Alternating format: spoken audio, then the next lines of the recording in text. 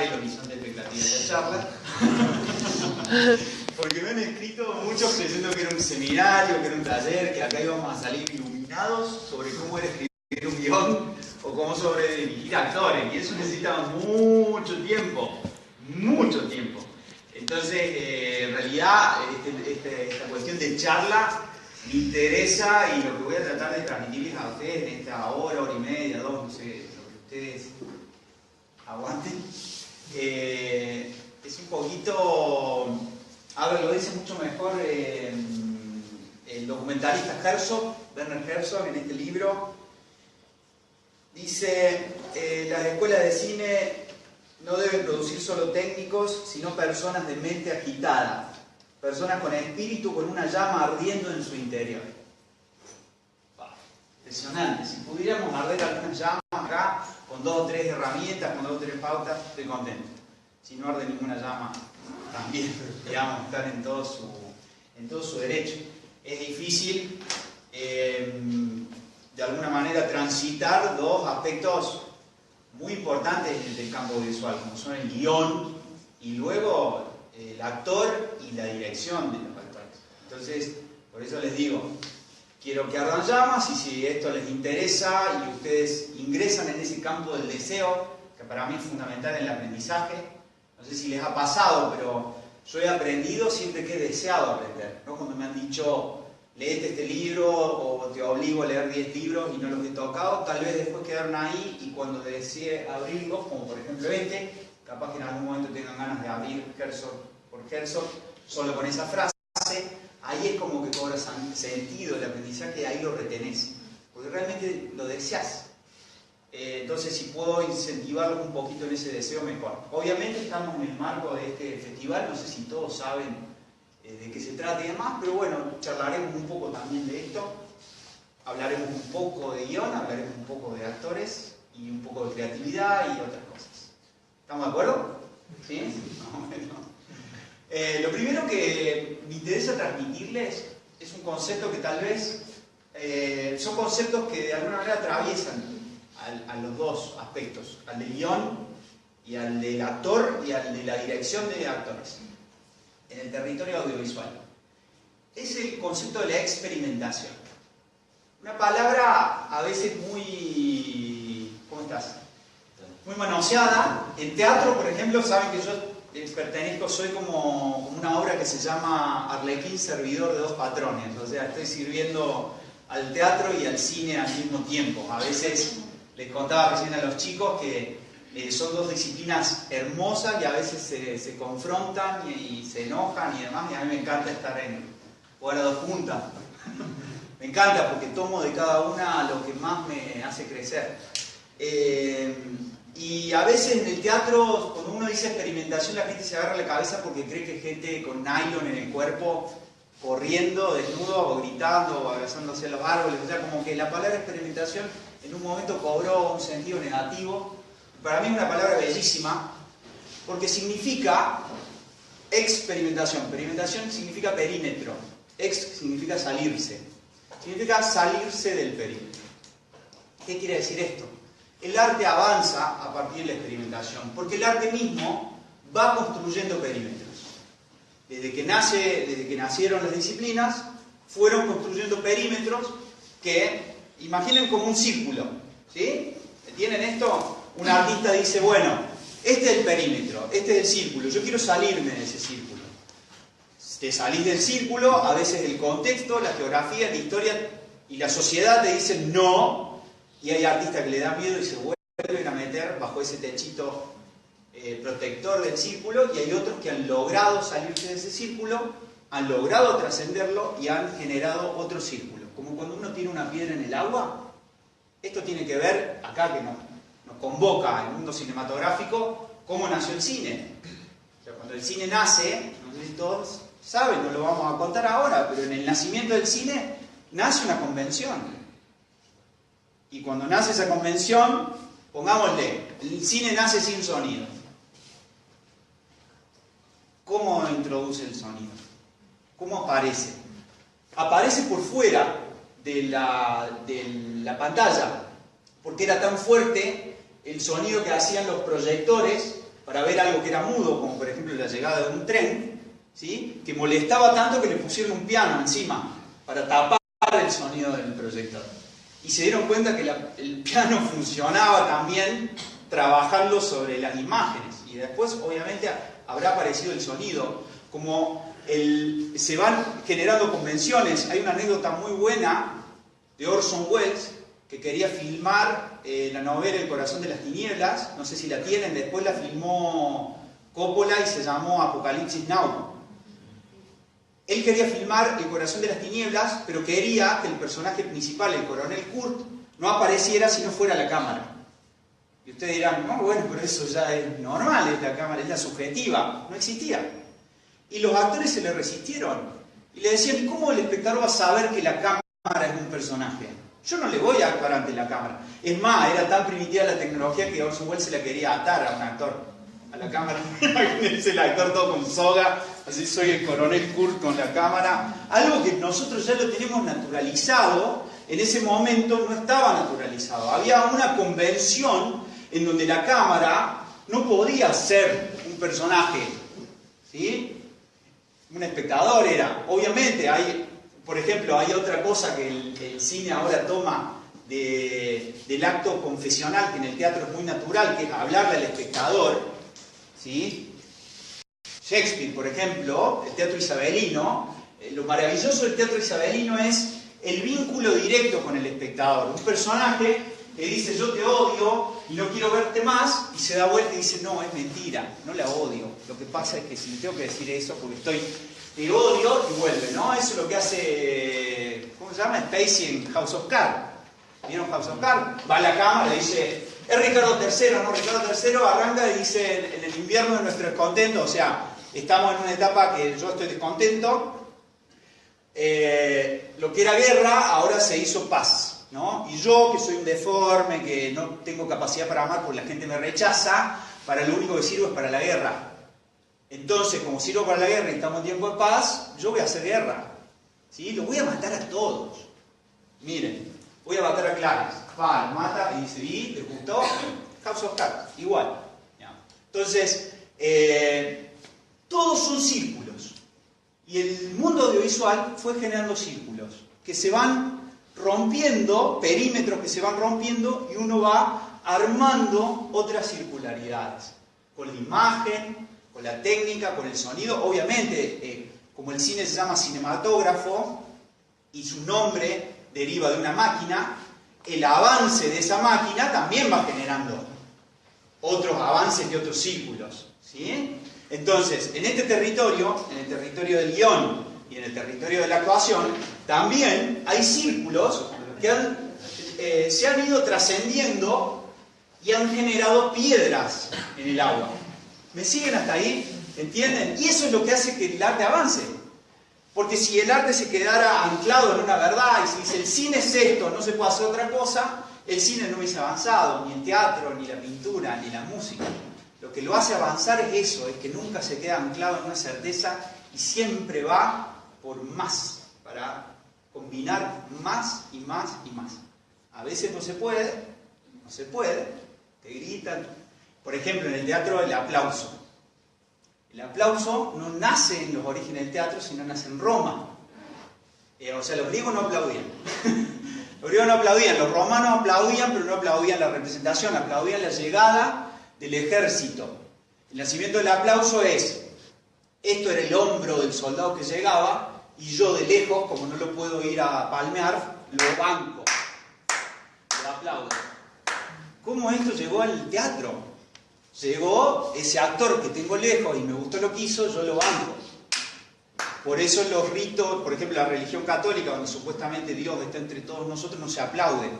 Pues no estamos bancando el hombro de nadie, es una entidad.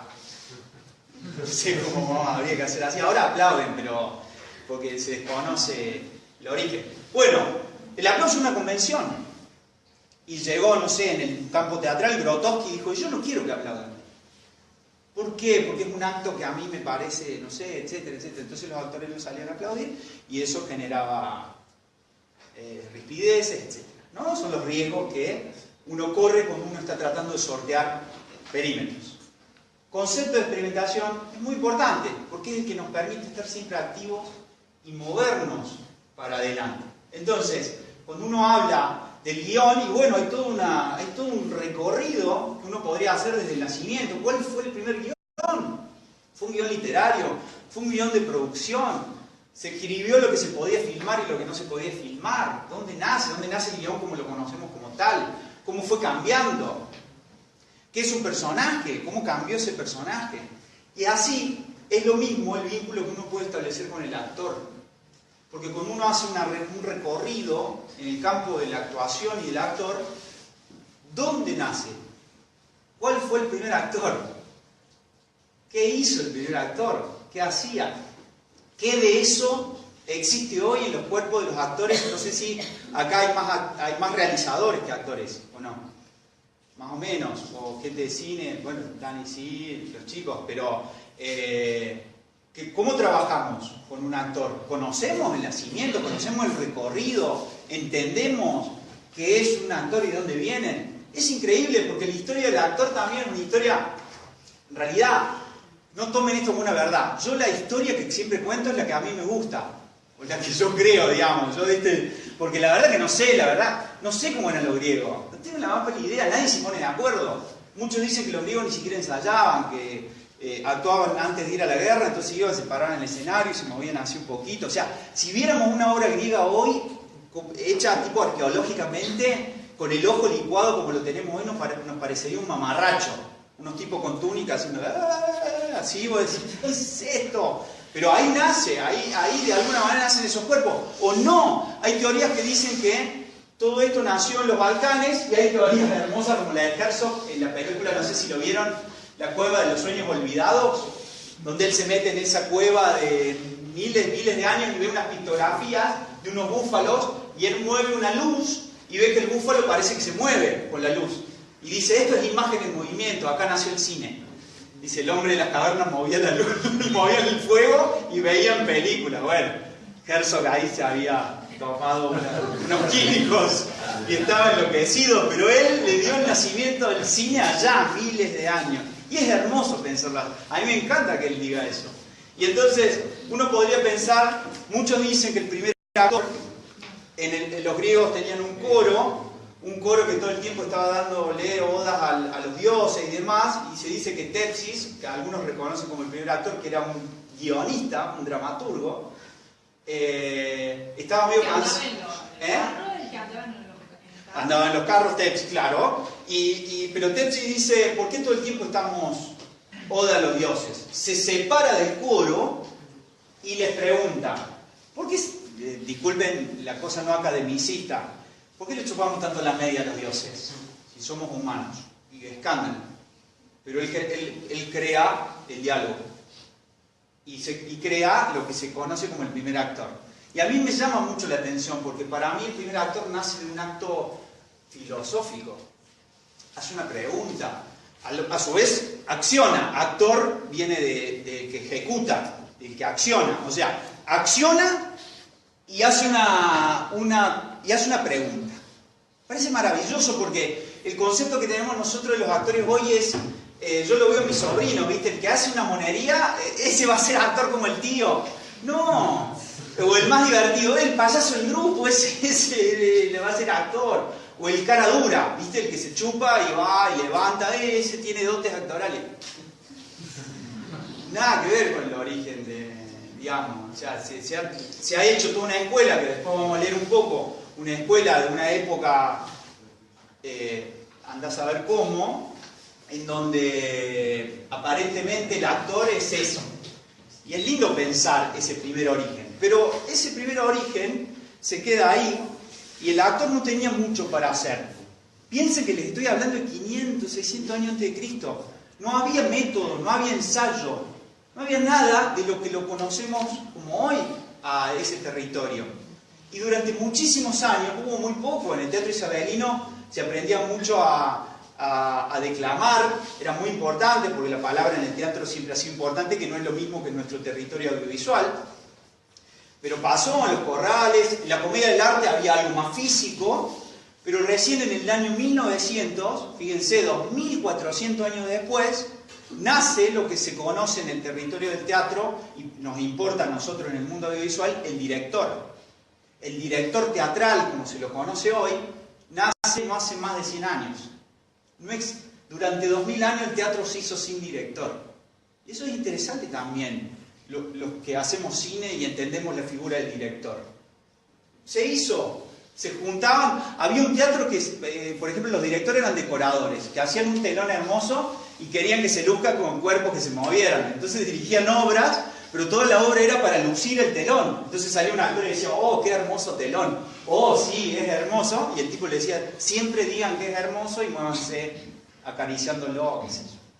Entonces, llega el director y el director modifica todo lo que entendemos como la actuación hoy. ¿Pero por qué? Porque explotó en otras particularidades del teatro. Aparentemente se inventó la bombita eléctrica, lo que generó que la iluminación produjera cambios importantes. Se hablaba ya de otra cuestión en la perspectiva escenográfica, entonces tenía que aparecer alguien que organizara eso de otra forma, que creara sobre eso, y ese alguien que apareció empezó a trabajar con ese otro cuerpo, que es el actor, de otra manera. Y del 1900 al 2000 aparecen todos los métodos actorales habidos y por haber, como en las escuelas de actuación se enseñan. Ustedes pueden haber escuchado a Stanislavski, Meyer, Grotowski, Barthes, todo lo que ustedes escuchen está incluido en muy pocos años. Cuando nace el territorio audiovisual y el cine, por ejemplo, ustedes dijeron, pero no venía una clase de pseudohistoria, perdonen, pero quería un poco cerrar esto de ese recorrido, porque me parece importante en lo que estamos. Cuando nace el mundo audiovisual, nace como una especie de reproducción, en un comienzo, de lo que era el mundo teatral. Yo recién le decía a los chicos, ese libro Bresson por Bresson. Bresson es un director de cine muy importante en los 50, porque él se enoja contra esta reproducción audiovisual del teatro. Él dice, si el cine tiene un lenguaje propio, ¿sí? ¿Por qué el cine también no genera un lenguaje propio del actor, en vez de reproducir lo mismo que hace el actor en las obras de teatro? Y no genera un lenguaje propio también sobre la mirada de eso. Por eso siempre arrastramos todo eso a hoy y tenemos como esa batalla. Y unos dicen, ese es un actor muy teatral, o ese exagera, o ese grita, o ese hace gestos. Estamos en una batalla que no tiene mucho sentido, pero que tiene una historia.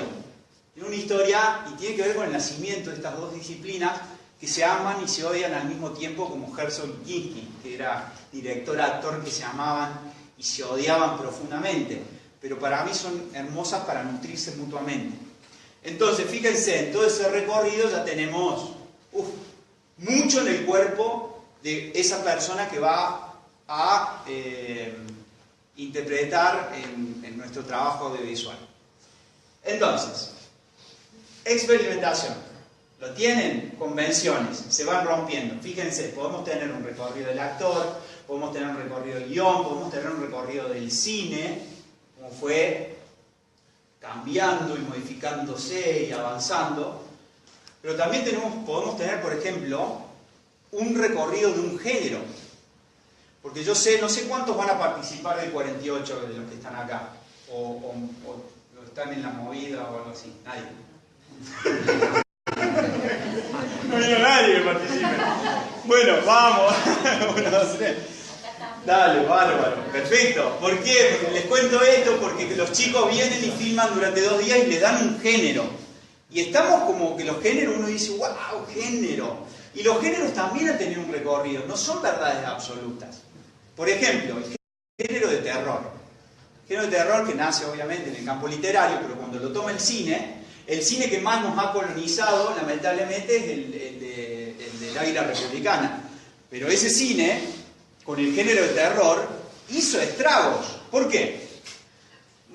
Disculpen, esto no es academia, se los digo así como si tuvieran una charla de bar, pero lo que me interesa es que ustedes vean círculos y cómo esos círculos se atraviesan. El género de terror nace con la idea del monstruo. ¿Lo tienen? El monstruo es el otro. El monstruo viene a matarnos, pónganle. ¿Qué tenemos que hacer con el monstruo? ¿Qué hay que hacer con el monstruo? Matarlo. Matarlo, eliminarlo o transformarlo. ¿No? Nacimiento del género de terror. La monstruosidad, el otro. Se los estoy contando en términos narrativos. Después en términos audiovisuales es maravilloso porque también hay técnica, ¿no? Cómo se filma el sonido en el género de terror, cómo se filma la luz, etc. Pero piensen en términos narrativos. Arranca así. Los yanquis lo agarran y dicen, está bien, perfecto, el monstruo. ¿A quién va a atacar al monstruo? A la rubia. A la rubia virgen. A la rubia virgen que representa la pureza y la virginidad y la transparencia de los Estados Unidos. Y la belleza y todas nuestras virtudes. Entonces el monstruo viene a atacarnos y hay que destrozarlo. A King Kong, al que sea, Frank, no me acuerdo cuántos son, Drácula, Frank, todos esos, vienen contra la rubia. Por otro lado, ¿sí? Generan, por ejemplo, una derivación del género y dicen, bueno, vamos a juntar un héroe. Tiene que haber un héroe también. También, exactamente, que es el que va contra el monstruo. Absolutamente, fíjate cómo vas armando a nivel personaje, ¿no? Aparece otra categoría, los jóvenes, en otro tiempo. Los jóvenes que se van al campo. El género de terror también trabaja con las fronteras. La luz y la oscuridad, el campo y la ciudad, el bien y el mal. Fíjense en todo el jugo que uno le puede sacar al género. Entonces dice un grupo de jóvenes que se van al campo. ¿A qué se van? Ojo con lo que van a decir. Digan, no muy groseramente. ¿A qué se van? A divertirse. A divertirse, claro. ¿Saben quién es? Mi madre.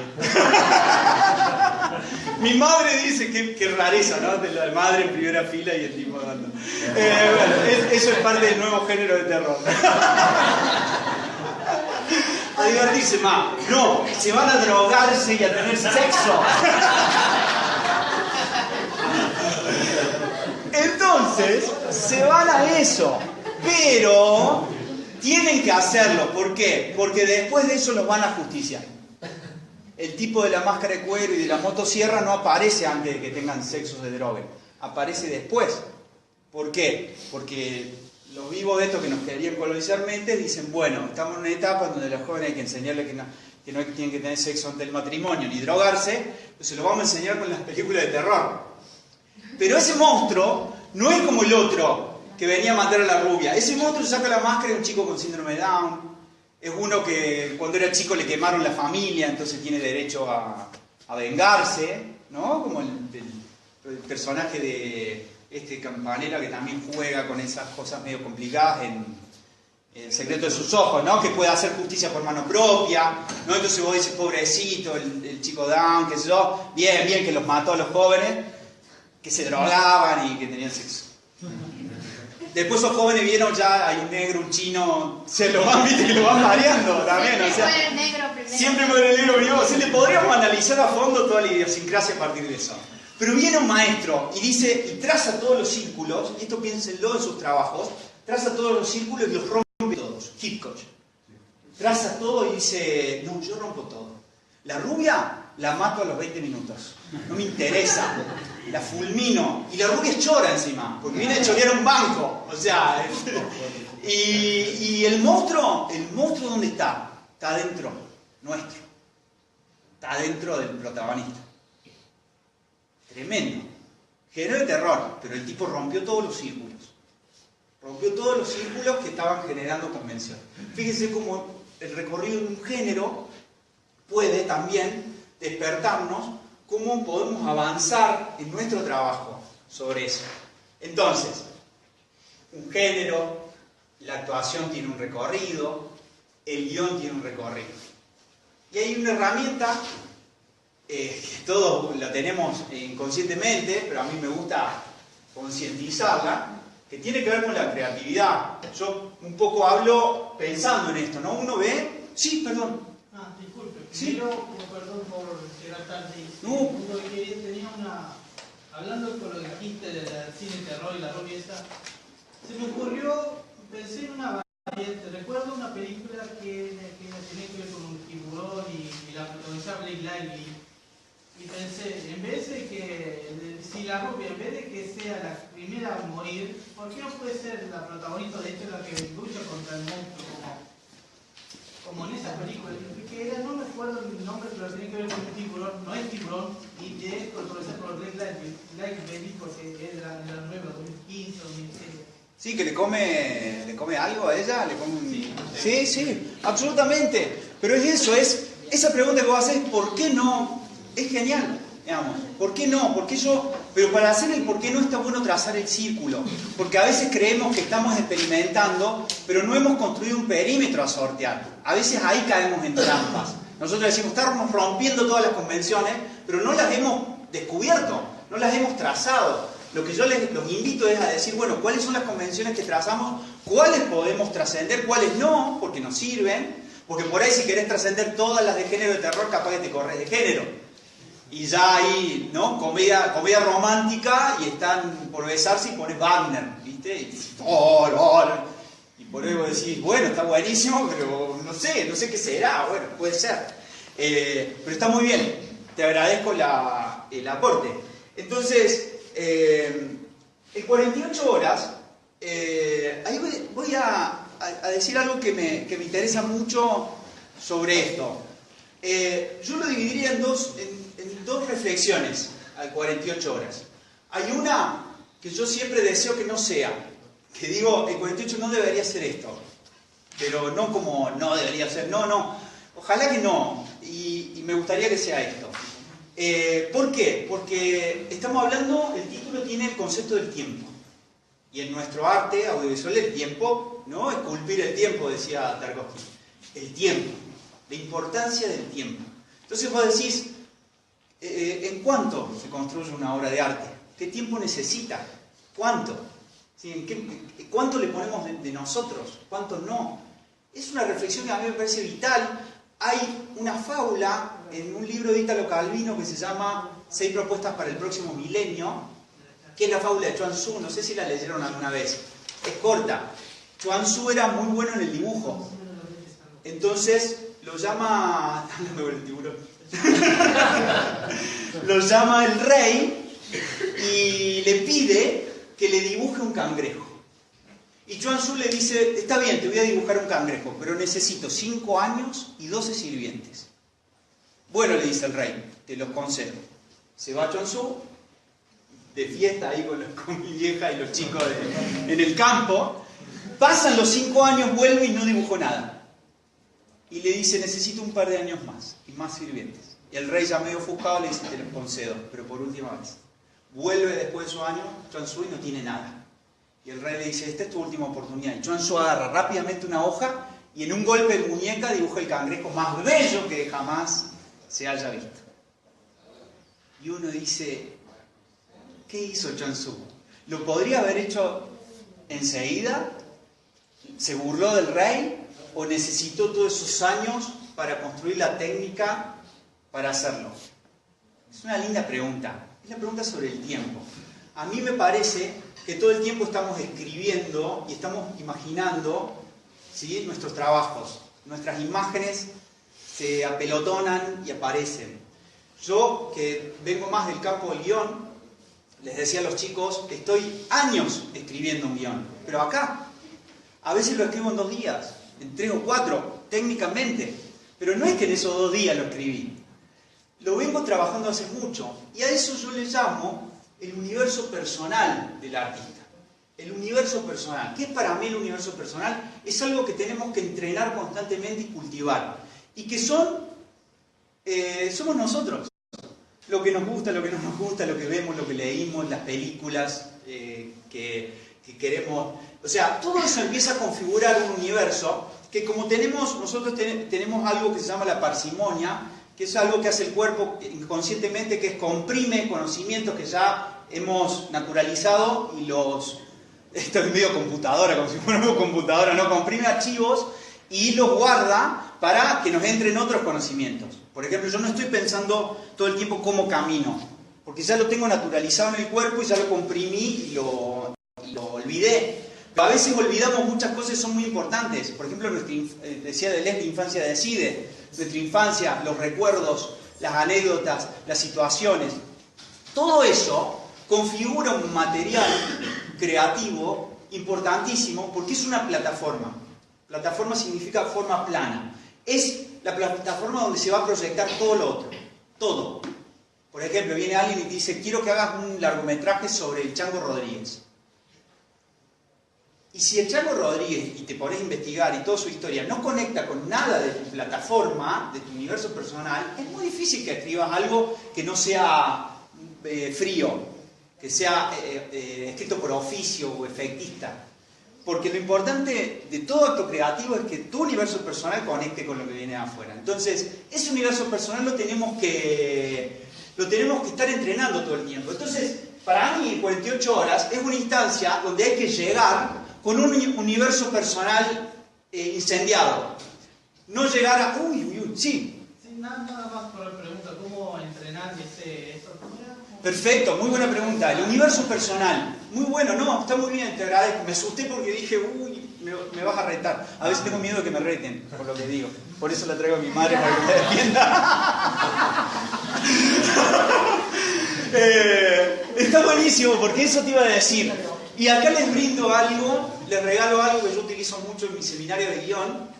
Yo trabajo con una herramienta para cultivar ese universo personal. Y la descubrí no hace mucho tiempo, y es una herramienta que la tenemos todos, que es las listas. Las listas, así como suenan, las listas. Vivimos rodeados de listas. O sea, mi mente como o la de Terminator o la de... ¿Vieron Tom Cruise en Minority Report que hace así? Yo a ustedes los estoy viendo como una lista.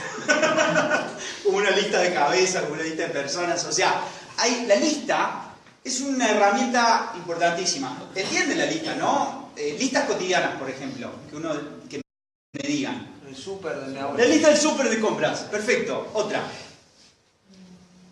De las cosas para llevar de viaje. Las cosas para llevar de viaje, vos que venís de viaje lo sabés. Lo que hay que hacer en el día. Lo que hay que hacer en el día, la del supermercado, ¿qué otra? Los pensamientos son en sí una lista. Los pensamientos pueden alistarse, absolutamente. ¿Qué más? Para organizar un trabajo. Lista para organizar un trabajo. O sea, lista de imanes de la heladera. Esto, por ejemplo, yo les digo lista de cosas que ustedes tienen en su heladera. ¿Qué hace la mente? Ahí de no manda ustedes? el Ahí no manda el Está vacía la tuya. La mía también, yo la abro. Pero tu mente, ¿qué hace? Tu mente, como una película, va a tu mano, abre la heladera y dice, a ver qué tenía. El limón ese seco, no sé qué. O sea, ¿qué tenía tu mente? La lista es impresionante porque genera que tu mente enseguida transforme todo en una imagen. Porque va a eso. Entonces, la imagen, por ejemplo, lista de las cosas que tiene en la basura. Se pone más oscuro eso. Porque a uno hace, no puedo decirlo. ¿Qué hay en esa basura, no? Si le sacáramos una foto, como lo hizo el gran artista Armand era una especie, hoy le dicen stalker. Stalker, ¿cómo es que dice acosador? ¿Cómo se dice? Stalker. Aquí era mi inglés, perdón, madre. Mi mamá es profesora de inglés. Sí, el tipo había hecho una performance con la madre, nadie sabía. Acosador, qué menos mal que viniste, mamá.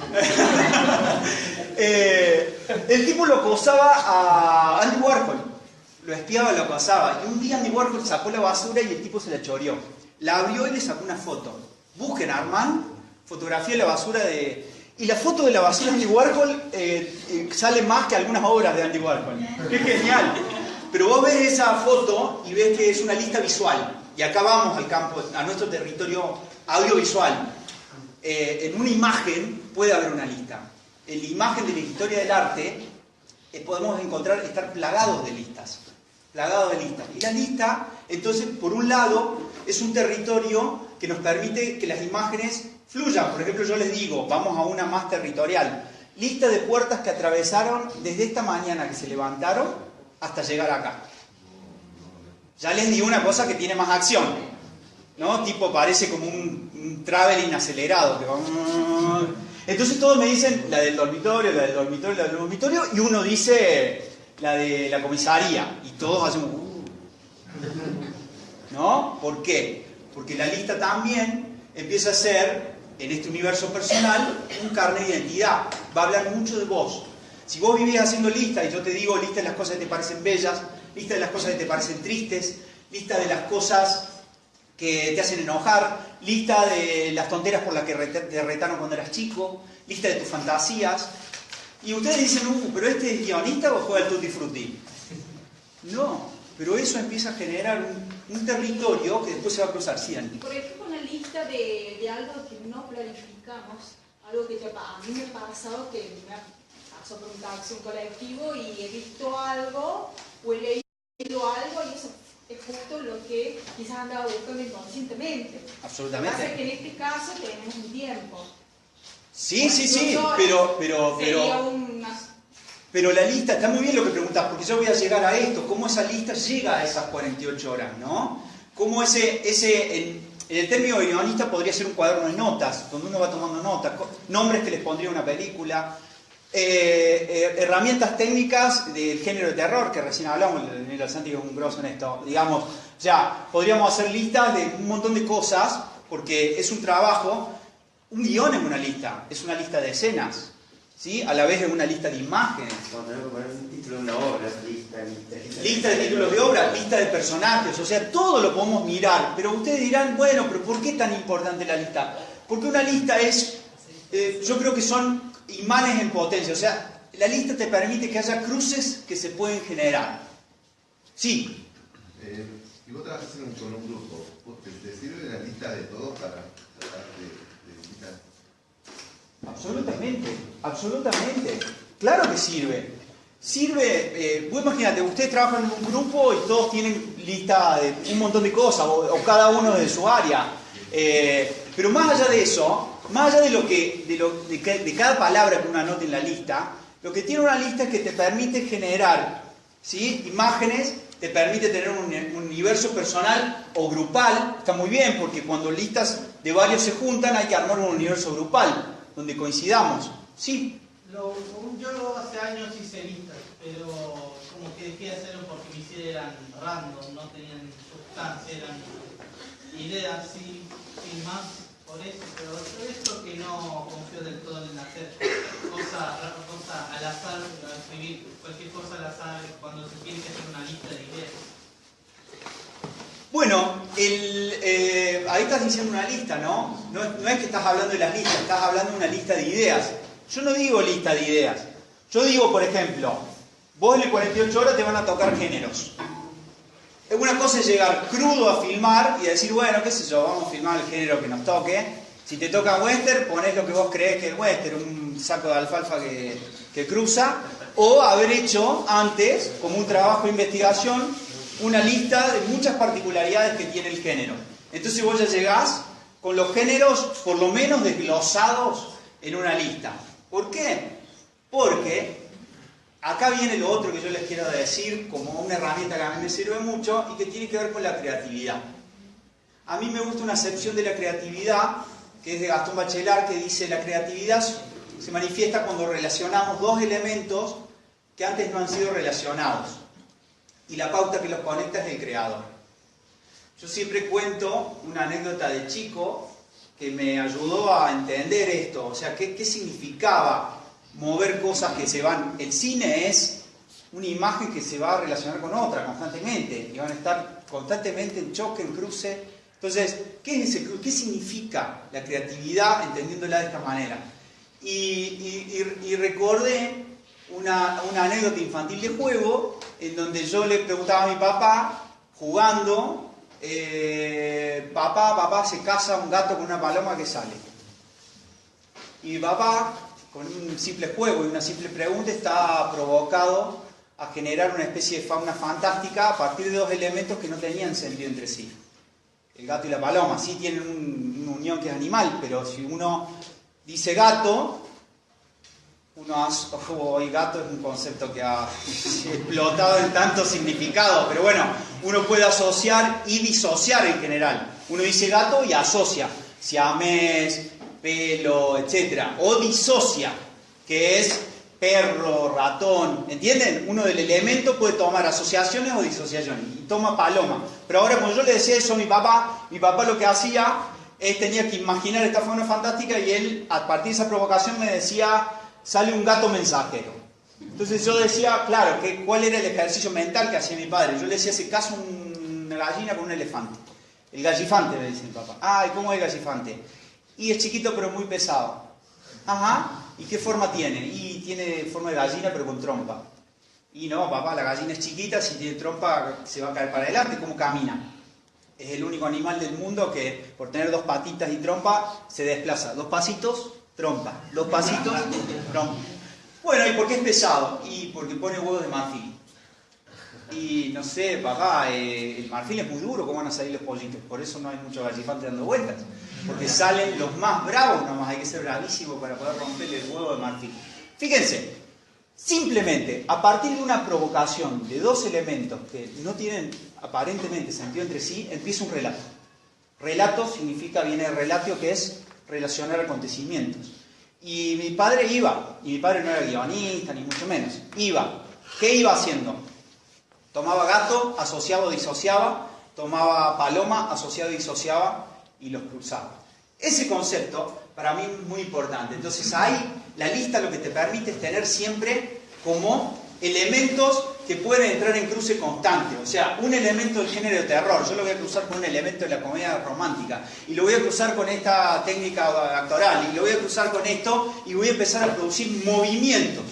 A veces funca, a veces se mueve, a veces no se mueve. ¿Por qué? Porque en el fondo lo que nosotros tenemos que construir son tensiones.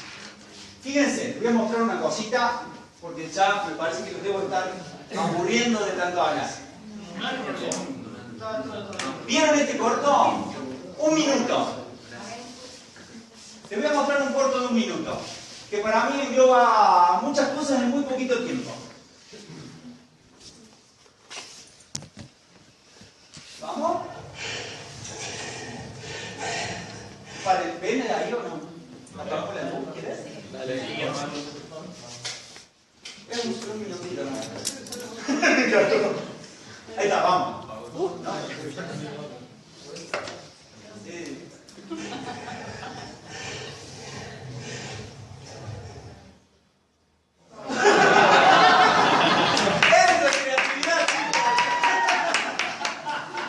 Bueno, listo, se acabó, lo sentimos. Buenísimo. Él lo fue conmigo, ese.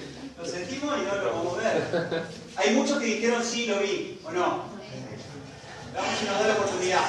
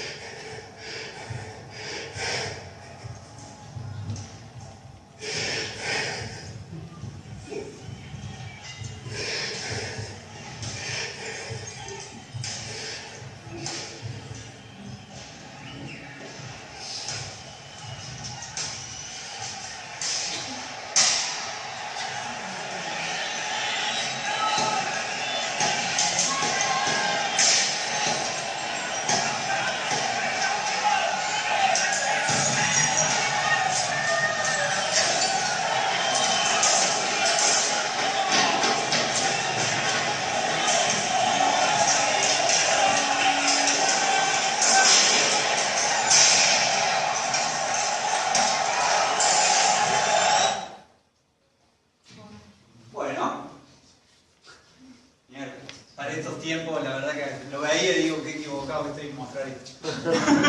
Bueno, un rasgo de humanidad ahí en este universo que está tan programado. Una tensión, un cruce.